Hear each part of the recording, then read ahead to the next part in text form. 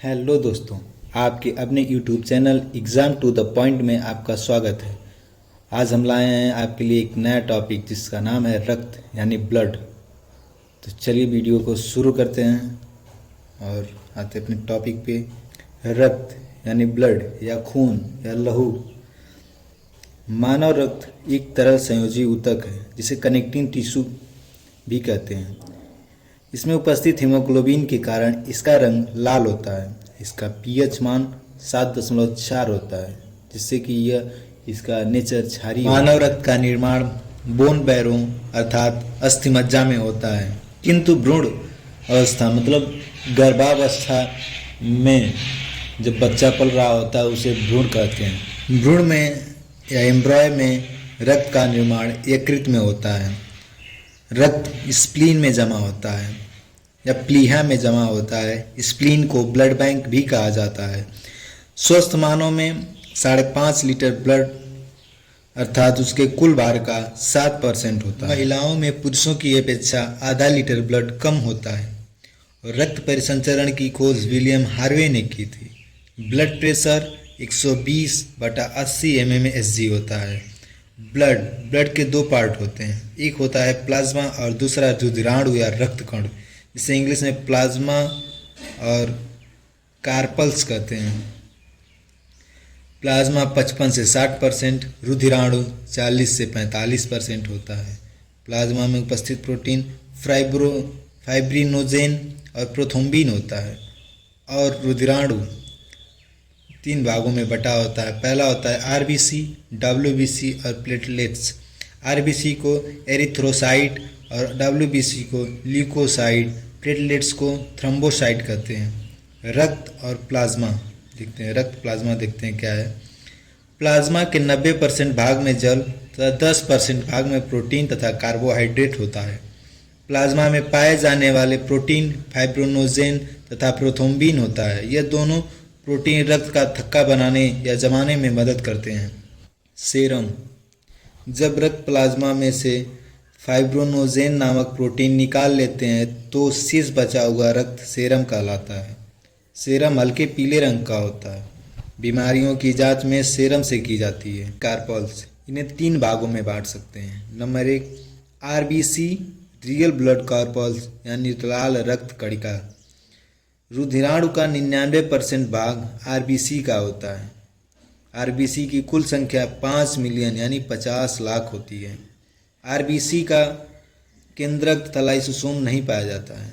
RBC का जीवन काल 120 दिन होता है। इसमें अगला पॉइंट है खराब हुई आरबीसी प्लीहा तथा यकृत में जाकर नष्ट हो जाती है। प्लीहा को आरबीसी का कब्र कहते हैं। आरबीसी का आकार गोल होता है। आरबीसी का मुख्य कार्य ऑक्सीजन तथा CO2 का परिवहन करना है। इसमें उपस्थित हीमोग्लोबिन के कारण इसका रंग लाल होता है। हीमोग्लोबिन में O2 तथा CO2 का परिवहन होता है। हीमोग्लोबिन में लोहा यानी आयरन पाया जाता है। हीमोग्लोबिन के कमी के कारण एनीमिया यानी अरक्तता नामक रोग होता है। दूसरा पॉइंट देखते हैं WBC यानी वाइट ब्लड कार्पल्स, श्वेत रक्त कणिका। इनकी संख्या 8,000 से 10,000 के बीच होती है। इसमें केंद्रक होता है। इसमें हीमोग्लोबिन नहीं पाया जाता है, जिसके कारण इसका रंग सफ़ेद होता है। इनका जीवन काल 4 दिन होता है। WBC का आकार अनियमित होता है। WBC हमें संक्रमण बीमारी से बचाता है, अर्थात रोगों से हमारी रक्षा करता है। नंबर 3 है प्लेटलेट्स, इसे बिम्बाणु कहते हैं। यह रक्त का थक्का बनाने में मदद करता है, अर्थात यह रक्त का बहाव रोकता है। यह रंगहीन होता है। इसका जीवन काल 4 से 5 दिन होता है। प्रति घन मीटर इसकी संख्या 2 से 3 लाख है। डेंगू बीमारी में इनकी संख्या 80,000 से भी कम हो जाती है। अब रक्त के कार्य देखते हैं। रक्त पचे भोज्य पदार्थ परिवहन करता है। रक्त हार्मोन CO2 या O2 का परिवहन करता है। रक्त उत्सर्जित पदार्थों का निष्कासन करता है। रक्त तापमान को नियंत्रित करता है। यही कारण है कि मलेरिया बुखार स्प्लीन प्रभावित होने के कारण शरीर का तापमान गिर जाता है।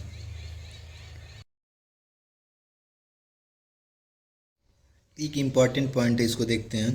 हेमरेज, नसों का फटना का कारण विटामिन के है। शरीर के अंदर यदि रक्त जम जाए तो व्यक्ति की मृत्यु हो जाएगी।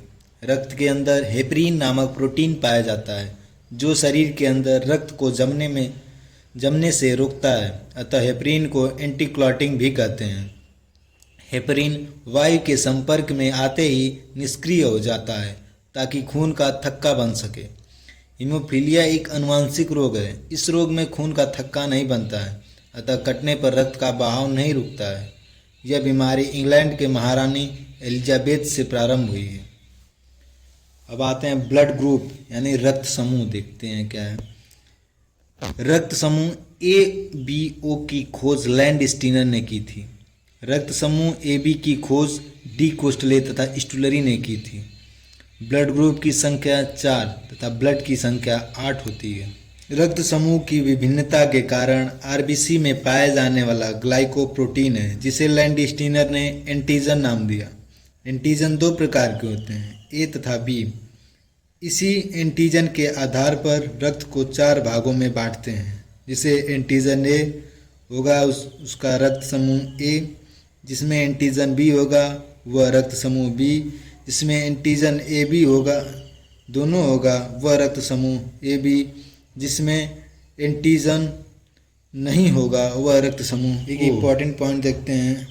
रक्त में प्लाज्मा भी एक प्रकार का प्रोटीन पाया जाता है जिसे एंटीबॉडी कहते हैं।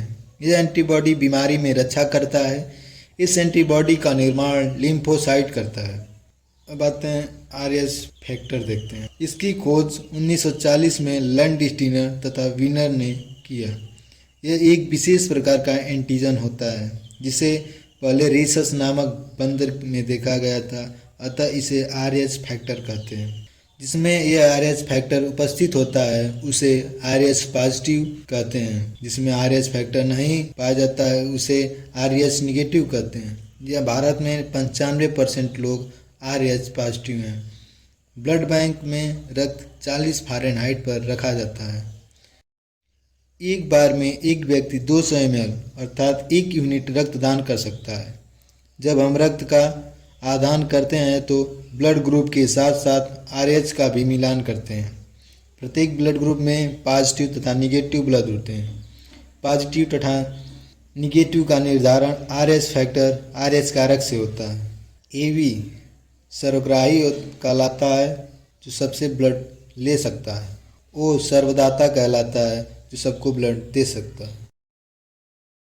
समूह और आता है जिसका नाम है बॉम्बे रक्त समूह। यह एक विशेष प्रकार का रक्त समूह है जो 4 लाख लोगों में से किसी एक में पाया जाता है। इसमें एंटीजन ए बी ओ तीनों होता है। इसकी खोज 1952 में मुंबई के डॉक्टर वाई.जी. बेंडे ने की थी, अतः इसे बॉम्बे ब्लड ग्रुप कहते हैं। अगर ये वीडियो आपको अच्छी लगी हो तो चैनल को सब्सक्राइब करना और लाइक करना ना भूलें। चलिए मिलते हैं अब आपसे अगली वीडियो में।